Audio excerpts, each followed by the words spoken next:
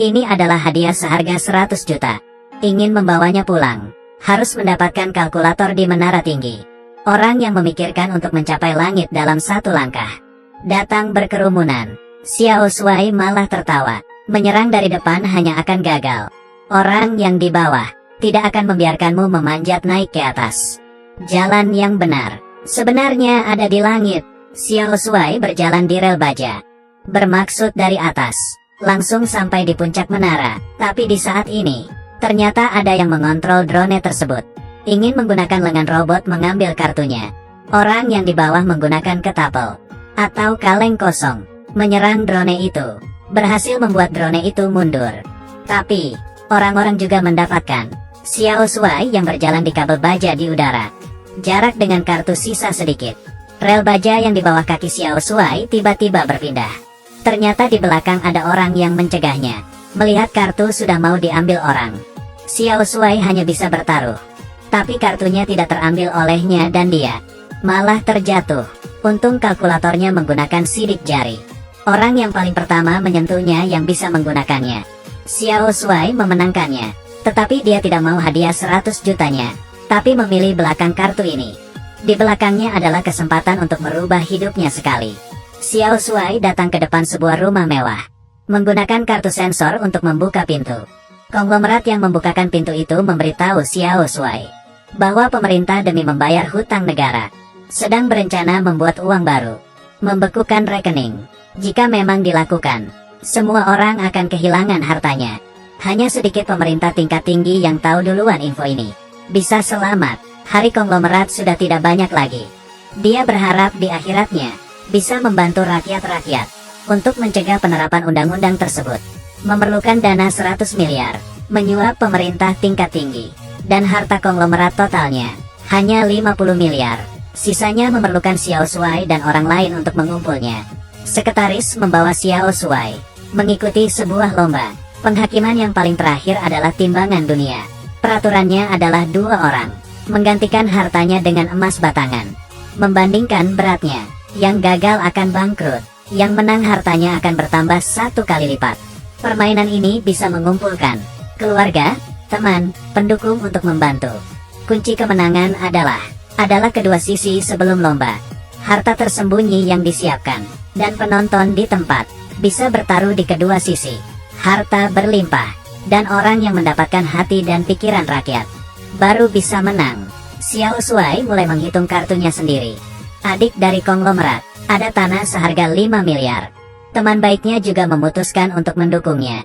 Tapi kartunya masih belum cukup. Xiao Shuai keluar mencari bantuan. Di jalan malah ditangkap oleh sekumpulan orang. Mereka adalah pemain yang pada saat itu sama-sama merebut kartu. Tim kecil yang ketuanya adalah Fei Chai. Xiao Shuai dengan jurus omongannya memarahi Fei Chai. Memarahinya sampai nangis. Fei Chai berkata dirinya hanya membutuhkan uang untuk mempertahankan pabrik yang ditinggalkan ayahnya. Xiao Shuai melihat karakternya tidak jahat, membiarkannya gabung dengan timnya. Hari besoknya permainan dimulai. Yang lomba dengan konglomerat adalah pengusaha yang tidak bermoral. Kedua sisi memberesi semua asetnya dulu. Setelah dicek lalu diganti jadi emas batangan. Aset awal konglomerat melebihi lawannya 10 miliar. Selanjutnya ronde pertama yang dilombakan adalah kartu teman. Teman konglomerat membawa terumbu karang dan gading yang sangat berharga. Setelah dicek malah tidak bisa dihitung. Teman yang membawa emas batangan juga memberikan asetnya ke pengusaha. Ternyata temannya sebelum lomba sudah diancam pengusaha. Ronde pertama Xiao Shuai kalah. Di atas timbangan dipenuhi oleh emas batangan. Kedua orang kaya sedang melombakan asetnya. Yang kalah akan bangkrut. Sekarang masih konglomerat yang mendahulu. Istri yang pengusaha nikahi 3 hari lalu mengeluarkan cek seharga 10 miliar. Aset mereka sudah melebihi. Adik konglomerat juga datang. Tapi setelah surat tanah diselidiki, hanya berharga sebatang emas. Pengusaha memberitahu Xiao Shuai, karena pemerintah mau di sekitar tanah itu membangun tempat pengusuran sampah, jadi harga tanahnya menurun. Ini semua sudah terhitung oleh lawannya. Apakah di tim sendiri ada yang membocorkan informasinya? Saat ini sekretaris konglomerat membawa sebuah gambar. Semua informasi ini dibocorkan oleh sekretarisnya. Ternyata ibunya pernah ditinggal konglomerat Sebagai anaknya, dia tidak bisa memaafkan konglomerat. Dia mau membalas dendam dengan lukisan yang ditinggalkan ibunya. Pengusaha dan sekretaris sudah bekerja sama dari awal. Tapi setelah lukisan diperiksa, tidak berharga sama sekali. Hanya bingkainya dihargai setengah keping koin emas. Lukisan ini sebenarnya konglomerat yang melukisnya. Dia tidak melupakan mereka ibu dan anak. Pengusaha juga tidak mau dengan setengah keping koin emas itu. Lalu menyuruh sekretaris membuangnya. Sekarang aset pengusaha sudah melebihi. Selanjutnya adalah waktunya penonton bertaruh. Semua orang bertaruh ke bagian pengusaha yang lebih tinggi kemungkinan menangnya. Jumlah aset kedua pihak selisih 10 miliar. Sudah waktunya Xiao Shuai bertindak. Mereka lebih awal persiapkan uang 1 miliar.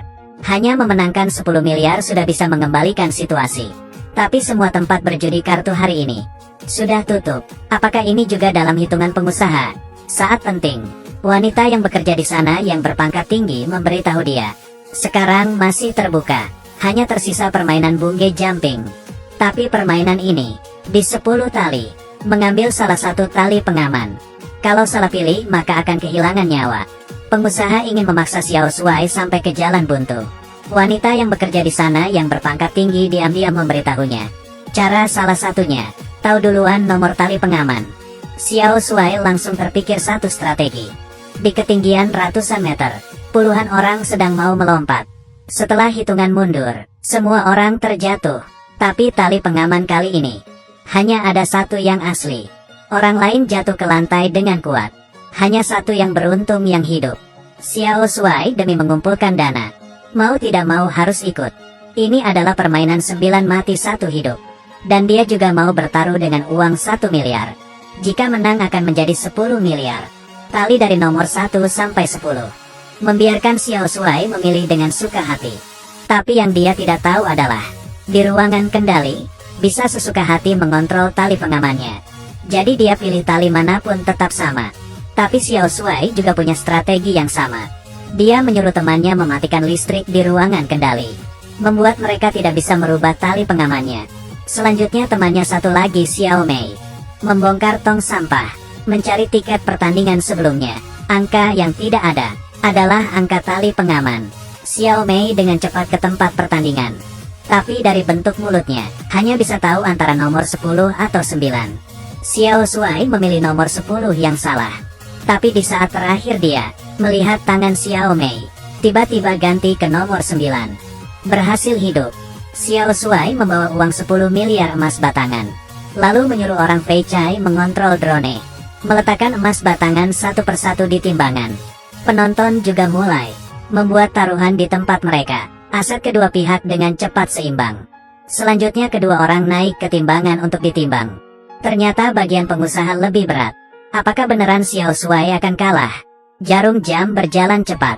Sebaris keping koin emas jatuh, masuk ke bagian timbangan Xiao Shuai. Timbangan mulai bergerak. Ternyata masih sisa sedikit. Jarum jam bergerak lagi. Jatuh lagi sekeping koin emas. Berat Xiao Shuai melebihi lawannya. Akhirnya Xiao Shuai menang. Dan yang meruntuhkan ini semua adalah, ternyata si pengusaha, koin setengah keping yang pernah dipandang rendahnya. Xiao Shuai yang memenangkan lomba, mengucapkan selamat tinggal dengan orang si Fei Chai. Hadiah yang sisanya, ada di koper yang satu besar dan satu kecil. Ada di koper yang satu besar dan satu kecil. Xiao Mei membiarkan Xiao Shuai milih terlebih dahulu. Xiao Shuai dengan pastinya memilih koper besar. Lalu Xiao Mei pun pergi. Tapi yang Xiao Shuai tidak tahu adalah, sebenarnya pada saat itu wanita yang memberikan informasi tersebut juga ingin mendapatkan uang. Dia memberi satu kali kesempatan ke Xiao Shuai.